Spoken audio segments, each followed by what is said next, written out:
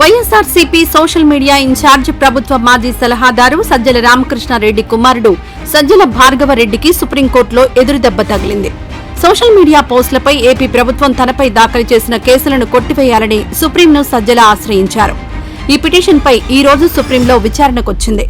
ఇకపై తనపై కేసులు నమోదు చేయకుండా ఆదేశాలివ్వాలంటూ సజ్జల భార్గవరెడ్డి దాఖలు చేసిన పిటిషన్ను సుప్రీం ధర్మాసనం తిరస్కరించింది. సజ్జల వాదనలను ఏపీ హైకోర్టులో వినిపించాలని, అక్కడే పిటిషన్లు దాఖలు చేయాలని సూచించింది.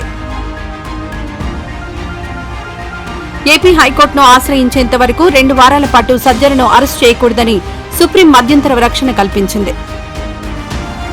2 వారాల తర్వాత మధ్యంతర రక్షణను పొడిగించాలా లేదా అన్నది హైకోర్టు నిర్ణయం తీసుకుంటుందని వెల్లడించింది. టీడీపీ నేతలపై సజ్జల భార్గవరెడ్డి సోషల్ మీడియాలో పెట్టిన పోస్టులను సీనియర్ న్యాయవాది సిద్ధార్థ లూథ్రా ధర్మాసనం దృష్టికి తీసుకొచ్చారు. వాటిని పరిశీలించిన ధర్మాసనం తీవ్ర వ్యాఖ్యలు చేసింది.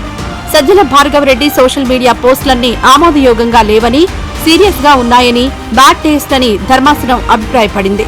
అనంతరం సజ్జల భార్గవరెడ్డి పిటిషన్పై సుప్రీం ధర్మాసనం విచారణను ముగించింది. ఈ వీడియో నచ్చితే లైక్ చేయండి. అలాగే మా ఛానల్ ని ఫస్ట్ టైం కనుక చూస్తున్నట్టయితే ఇప్పుడే సబ్స్క్రైబ్ చేసుకుని పక్కనే ఉన్న గంట సింబల్ ని యాక్టివేట్ చేసుకోండి. అప్పుడే మేము పెట్టే ప్రతి వీడియో మీకు నోటిఫికేషన్ గా వస్తుంది. అలాగే ఈ వీడియో పూర్తిగా చూసినందుకు ధన్యవాదాలు.